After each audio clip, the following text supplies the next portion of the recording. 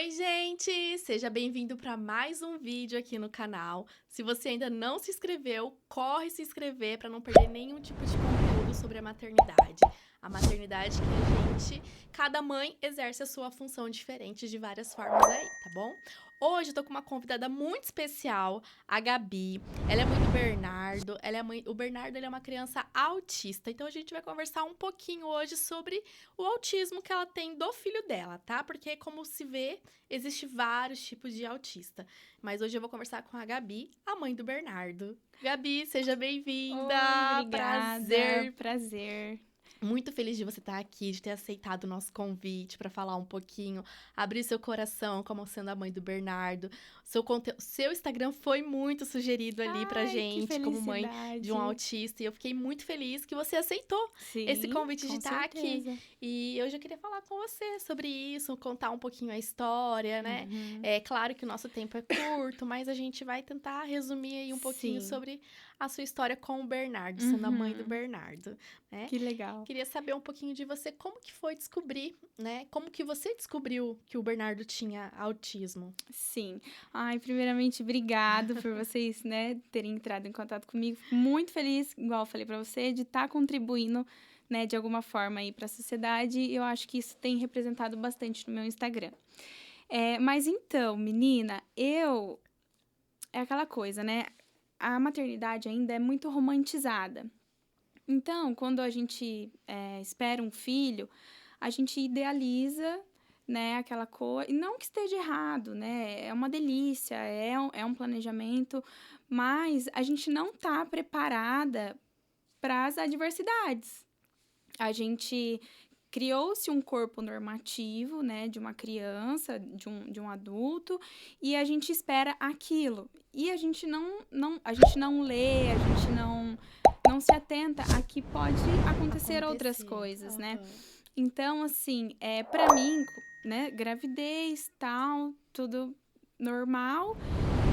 E aí, começou a acontecer algumas coisas e eu não com o Bernardo, eu não pensava assim, ai, pode acontecer alguma coisa, o meu filho pode ter alguma coisa. Eu sempre encarei o jeitinho dele, que era uma criança mais quietinha, uma criança introvertida, uma criança que não reconhecia as as demonstrações faciais, por exemplo. A gente sabe aquela brincadeirinha de ai, ai, ai, tô Aham. feliz, Aham. que faz com a Na realidade, criança? você achava que isso era da personalidade dele, do Exatamente, Bernardo. Essa é a exatamente. Ele personalidade era uma dele. criança mais na dele, mais Sim. introvertida, Aham. e ele não reconhecia, não brincava, não era uma criança risonha, ele estava sempre muito sério.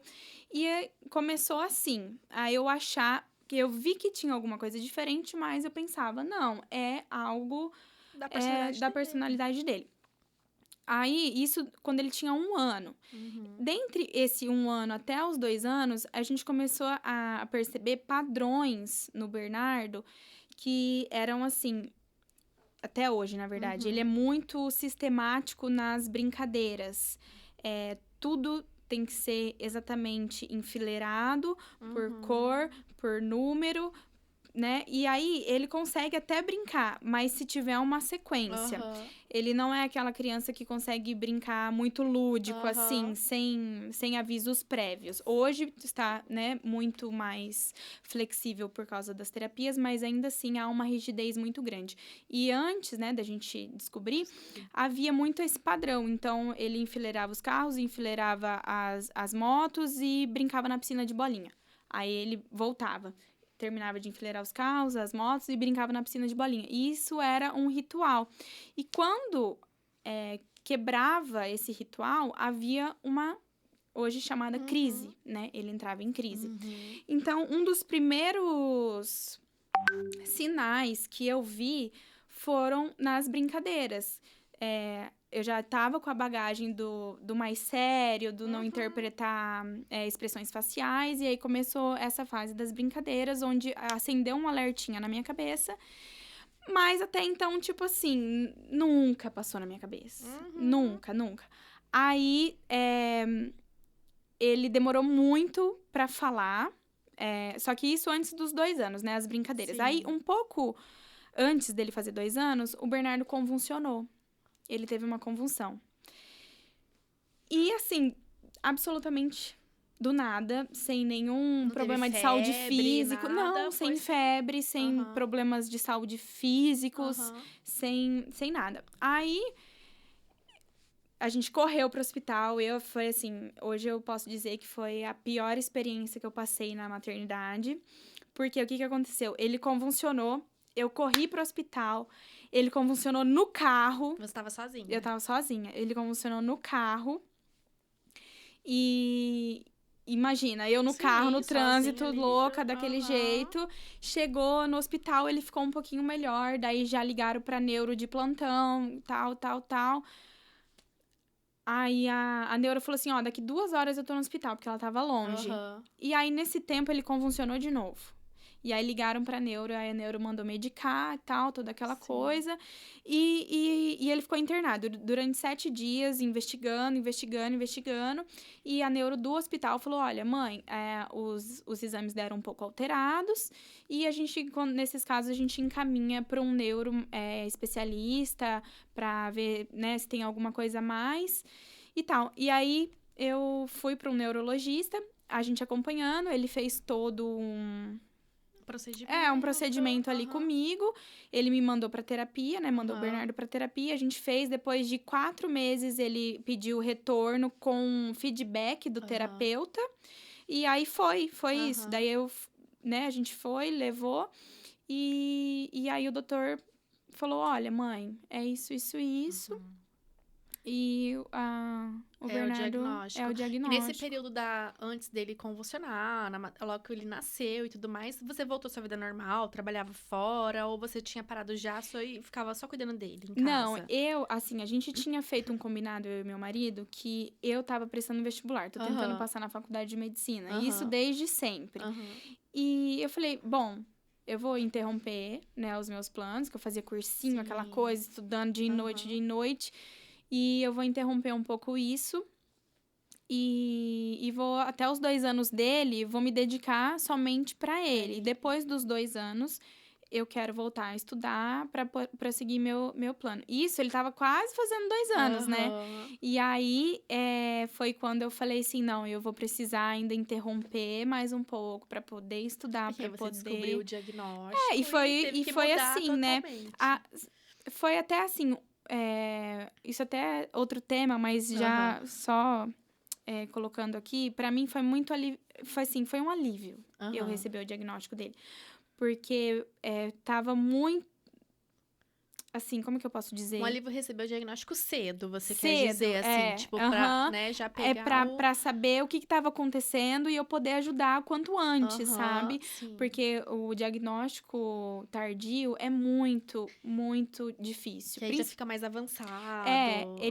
O nível de suporte que a gente chama, né? A gente não fala que é autista leve, autista moderado e autista severo, né? Que o autismo, ele é um só para todos os autistas. O que muda é o nível de suporte de ajuda que esse autista vai precisar na vida. Entendi. Então, por exemplo, o Bernardo tem algumas dificuldades que outros autistas de níveis de suporte severo talvez tenham muito, muito mais. Mas não que o Bernardo seja menos autista do que esse outro autista. Que a ajuda que esse outro autista precisa é um pouco mais e o Bernardo é um pouco menos. Porque você descobriu cedo. Então, quer dizer que, assim, não que seja leve ou moderado, igual você falou. Mas quando você descobre algo no começo, você consegue ter um controle melhor. Exato. Né? E um tratamento melhor também. Ele faz terapia hoje pra ajudar isso. Faz bastante. Tanto é que ele foi diagnosticado de nível de suporte moderado, que ele estava precisando de bastante ajuda, né? E hoje o nível de suporte dele é leve. Então, a gente entrou com bastante intervenção, né? Com tudo que precisava. Ele tinha bastante dificuldade sensorial de encostar nas coisas. Hoje já é, assim, um dos menores problemas que ele tem. Então, assim, tudo através do diagnóstico pra gente ver o que essa criança precisa, no que essa criança tá tendo dificuldade pra ajudar ela a lidar com isso no dia a dia. E aí o nível de suporte e de ajuda vai diminuindo. Aham, muito legal. E eu vi esses dias no seu Instagram que você postou lá que uma criança, né, não quis brincar com ele, achou um menino muito esquisito e tal, chamou não sei ele o quê. esquisito. Você sempre passa por isso? Como que você passa por isso como mãe do Bernardo? O que você explica pra ele Isso nesse isso é sentido? muito legal. É muito legal a gente falar aqui, porque já dá alerta para os pais de crianças Isso, típicas. ensinar, né? Como Como é nós que... pais falar com os nossos Exatamente. filhos quando tiver uma criança nesse O sentido. mais importante de tudo é nós, né, pais, mães, responsáveis, professores, muito legal fazer isso dentro de sala, explicar que o mundo é diverso, né? Que as crianças, as pessoas, elas não vão ser iguais ao seu filho, 100% iguais. Que existem crianças que precisam da ajuda de uma cadeira de rodas para se locomover. Tem crianças que não conseguem escutar a voz do outro amiguinho, então eles conversam com as mãos. Então, assim, usar brinquedos lúdicos, explicar, mostrar vídeos, sempre... E o diálogo mesmo, o diálogo. Incentivando, né? Até porque mostrar que as pessoas são diferentes uma das outras, sim. E temos que respeitar cada um da forma que Exatamente né? isso. E acho que isso falta muita comunicação dos próprios pais, às vezes, com os filhos, né? Quando me acontece isso de uma criança vem e chama ele de esquisito, ou, né, alguma coisa do tipo, a primeira reação, não vou mentir aqui, mas a primeira reação foi assim, meu, que raiva. Imagina. Mas eu já trabalhei muito isso em mim, assim, de pensar, isso é falta dos pais, sabe? A criança não tem culpa. A criança não nasce preconceituosa, a criança não nasce mal educada, a criança não nasce... Ela vai aprendendo tanto pela imitação, né? Sim, o exemplo. Pelo exemplo, tanto pelo diálogo. E se não tem o exemplo e não tem o diálogo, não tem como aquela criança chegar e ver o meu filho e querer brincar. Porque ela realmente vai falar, aquilo é estranho, esquisito, porque ela nunca teve contato com aquilo. E o Bernardo, a ação dele, assim, nesse sentido, você conversou já com ele? A gente tenta minar ele, assim, de ficar muito triste, porque o Bernardo é uma criança muito sensível. Ele é muito sensível. E eles são muito inteligentes também. Então, não é uma regra. Não é uma regra, mas o Bernardo, ele é muito, assim. A gente até investiga um QI elevado nele, porque ele é... Assim, a gente não consegue acompanhar ele muitas vezes. Ele tem os hiperfocos dele, por exemplo. O hiperfoco dele é planetas e sistema solar. Ele sabe tudo. Tudo. Nome de estrelas que a gente nunca viu na vida. A ordem do sistema solar. Ele é assim. Quando tem um hiperfoco, ele vai e sabe tudo. Então, mas aí, o que a gente tenta... Nesse caso, que a menina chegou, né, no parquinho e falou que não quero brincar com você porque eu te achei esquisito. E aí, eu sempre oriento pra ele vir até a mim, me contar se ele ficou chateado, pra gente discutir o que ele tá sentindo. E aí, eu acolho, mas eu sempre falo, Bernardo, você pode se posicionar. Você vai falar, não tem problema se você não quer brincar comigo, mas eu não sou esquisito. E eu falo pra ele, filho, não tem problema. Talvez as crianças não queiram brincar com você. Talvez as crianças não queiram brincar com outra criança. Cada um, mas é importante que você saiba que você não é esquisito. Outra coisa que eu até gostaria de falar sobre esse tal de crianças especiais, né? Ele é especial, a gente não usa esse termo, porque o meu filho não é mais especial que o teu filho. Não é. O meu filho tem algumas necessidades a mais a serem atendidas. Mas ele não voa, ele não, sabe, não tem um terceiro olho, ele não é especial. Então, a gente fala pessoas com necessidades especiais. Então, o Bernardo não é especial, ele não é, sabe, assim. Então, eu falo pra ele, filho, você é uma criança normal. Se você tem algumas dificuldades, não tem problema. Outros amigos vão ter outras dificuldades. Cada um tem a sua dificuldade. Então, você sempre pode falar, não tem problema, você não é obrigada a brincar com ninguém, ninguém é obrigado a brincar com você, só que você pode falar pra ela, eu não sou esquisito, mas você não precisa brincar comigo. Muito obrigada. E vai procurar alguém que queira brincar com você. Pronto. E é isso que ele faz. E ele vai pra escola hoje, sim? Ele Já vai, ele vai. É numa escola regular. Que tem também outras crianças autistas? Ou é uma escola que tem crianças não autistas? Não, é uma escola regular, aqui de Londrina mesmo.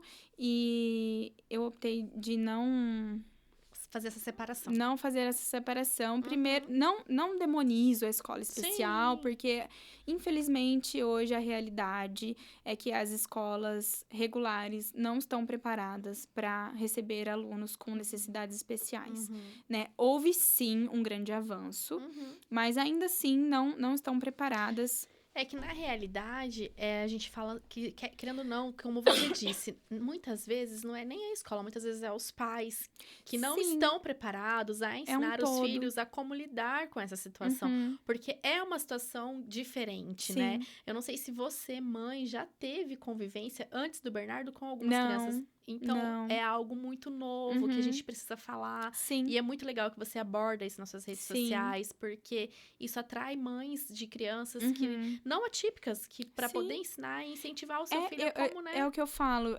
Aí entra a pauta da maternidade romantizada. Se a gente lesse ou tivesse acesso às informações ou estudasse um pouco mais... Na gravidez mesmo, eu poderia ter lido sobre, né? Mas é que hoje a gente tá acostumado a ver nas redes sociais uma maternidade totalmente romantizada, com certeza. totalmente perfeita. Então a gente acaba aqui esquecendo essa realidade que não é... Não é a realidade. Gente, não existe maternidade romântica. Ela tem seus empecilhos, ela tem suas dificuldades. E é muito legal a gente pesquisar esses tipos de conteúdo. E eu gostei muito do seu conteúdo, por isso que eu te chamei aqui pra gente estar batendo esse papo. E abrindo um pouquinho a mentalidade de outras mães, né? De crianças não atípicas, para elas aprenderem como lidar com essa situação e ensinar os seus filhos a como eles lidarem com o amiguinho, a respeitar essa diferença do amiguinho. Porque, querendo ou não, é uma coisa que é só algo diferente, nada que não é, porque é uma criança normal, brinca, tem os gostos, né? E quer brincar, né? Muitas vezes as pessoas falam do autismo, a criança é introvertida. Não é que ela é introvertida, ela tem dificuldade para brincar, mas isso não significa que ela não queira brincar. Então, a sociedade tem um grande papel de tentar entender e fazer com que essa comunicação encaixe para que todo mundo consiga brincar, né? E hoje, assim, se você tivesse que deixar uma mensagem para as mães de autista, o que você falaria para essas mães? Olha, primeiro eu queria falar a frase que, assim, mudou a minha vida quando falaram para mim. Esse negócio de quando nasce um filho, nasce uma mãe, é mentira. A gente se constrói, mãe. Quando nasce um filho, se constrói uma mãe. A gente não sabe nada, a gente não... O universo é muito grande, gente. É muito grande. É egoísmo nosso a gente querer que o nosso filho se encaixe num corpo normativo que não existe, nessa perfeição. Isso é um egoísmo nosso. Só que, assim, eu não julgo, porque é o que é construído, né? É o que é vendido, é o que é falado. Então, assim, as mulheres, as mães, né, mulheres, querem se enquadrar nisso a todo custo e a gente fechar os olhos para ler, para se informar, para aceitar que nosso filho talvez não seja perfeito. Na verdade, não existe filho perfeito, né? Exatamente, nem então, nós somos, assim, né? Pra gente parar de querer se enquadrar. Eu falo por experiência própria. Muitas vezes depois do diagnóstico, apesar de ser um alívio, de saber, ufa, descobri, agora eu sei o que fazer, mas peraí, meu filho não precisa de tanta ajuda assim, né? Calma, não é assim também. E não, hoje, assim, o Bernardo melhorou muito, né? A desenvoltura dele, mas ele precisa de muita ajuda ainda. Tudo que foi conquistado foi muito suado, muito ralado. E não há vergonha nenhuma nisso. O seu filho precisar de ajuda, o seu filho precisar fazer horas de terapia, de fono, disso, de aquilo, você correr para um lado, para o outro, do seu filho não querer brincar, do seu filho não querer encostar num brinquedo, porque muitas vezes eu me senti assim, poxa... nossa, mas tá todo mundo ali brincando. Vai, Bernardo, vai, por favor, filho, tenta. E às vezes aquilo era muito difícil pra ele. Então, assim, pra gente não se culpar, sabe? Ai, o meu filho não consegue. Calma. O seu filho vai conseguir. Ou talvez não, mas assim, qual é o problema disso? O seu filho não consegue isso, mas outras coisas o seu filho consegue. Então, pra gente focar muito nas coisas boas dos nossos filhos autistas, porque muitas vezes eu converso com muitas mães, sabe, Dani, no meu Instagram, que, sério, gente, é triste, assim, as mensagens que eu recebo de tipo, Gabi, eu não saio de casa, porque eu tenho Não vergonha. acredito. E assim, você imagina a criança. Então, a gente não tem que ter vergonha dos nossos filhos. Eles têm dificuldades, sim, em algumas coisas. Mas antes de você ver o autismo, você tem que ver a criança, sabe? A pessoa ali, o que aquela criancinha, aquele ser humaninho tem de bom a oferecer. E a partir disso, você começa até, inclusive, fazer as intervenções para aquilo que ele precisa, sabe? Então, assim, não tenha vergonha dos seus filhos, não... Gente, tudo se dá Apenas um jeito. ame, né? E acolha a criança. Sim, com certeza. E para as mães, assim, se você pudesse deixar um recado para as mães de crianças que não é autista, crianças que... mães não típicas, Sim. né?